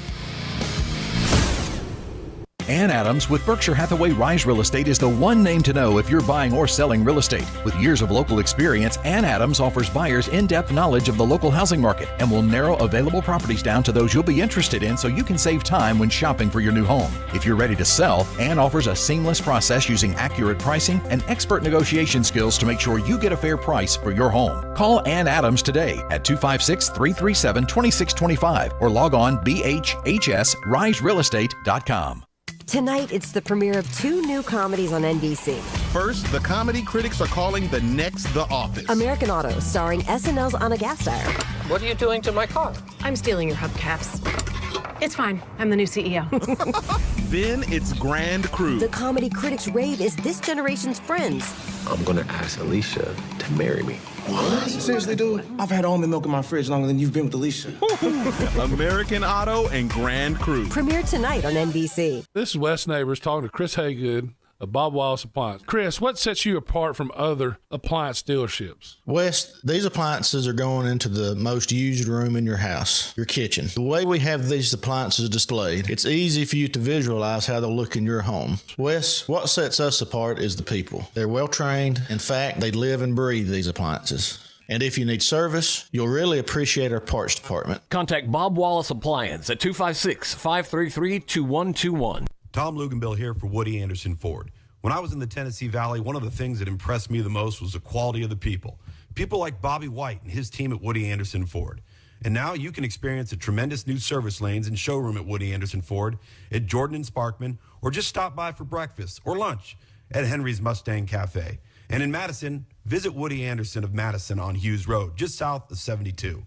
Like a great college football tradition, always there, Woody Anderson Ford. I wanna thank you.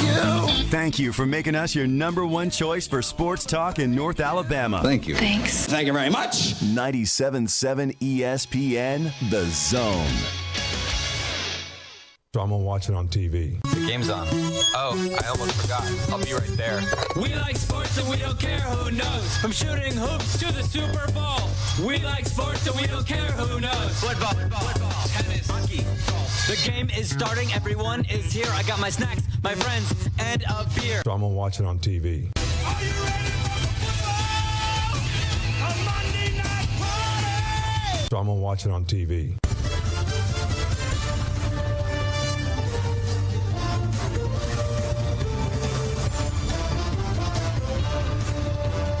So I'm going to watch it on TV. And what to watch on TV tonight is brought to us by the fine folks at Audio Insight. At Audio Insight, you know, they can do whatever it is that you need. You need a TV hung, they'll take care of that. You need an entire media room designed, they can do that. You want music throughout your entire house, they can do that. Whatever it is that you need done, they can do it. They've been doing it for over 20 years. Dave Bond and his team are incredible over there. It's not just like a one-size-fits-all type of solution. They're going to come and design something specifically for you. They can work with your contract. You're building a new house, and you want to have whole house audio or video, whatever. They do this. They're just amazing at this stuff. Go to audio-insight.com. Learn more at audio-insight.com, or go over to 1229 Putman Drive off of Jordan Lane and check out some of the great products that they have there. I need a projection. I got a screen. I'm going to need a projection unit now, and then I got to have Audio Insight come out to my crib and install that on my outdoor patio, because I want to have this I got this 120-inch screen. It's going to have a motorized thing that comes down and projection, and be able to watch TV out there on the covered porch. All right, let's go back to the lines. Brandon is up next. Brandon, welcome to the show. How are you? Brandon, are you there? I hear you loud and clear, Tom. Okay, go ahead. How you doing, man? Doing pretty good. I'm going to have some of that stuff done you just talked about. I got hit by lightning the other night, and it KO'd about 50% of the house. Oh, man. Really? Yeah, I got my sales and the neighbors. Baldwin Hostella real estate appraisers. Yeah, you all right? What was that sorry, all about? I just couldn't. I was on the phone. What was that all about? He's like, hey, what? Hey, I got the... And then he had to go. He probably had us on hold, and then I don't he know was what trying to get happened on. there. And half his health got hit or something. I don't know. I could barely So hear Dale him. wanted to ask your thoughts on both quarterbacks yesterday, throwing so many passes and about 300 yards. What were your thoughts last night? Run the ball. This is my thought, Dale. Here, watch on TV. If you're watching the show on the YouTube channel, you see what it says here on my sweatshirt?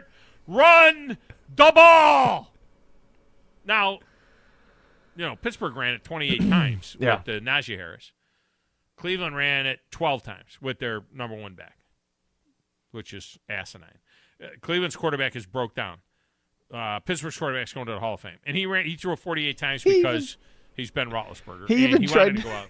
Yeah, he threw for like 9 yards. He threw it 48 times, and he had like 32 yards passing. And then Baker tried to do this warrior mentality thing where he tried to run somebody over with the hurt shoulder. Well, and it's like, come on, man. Though.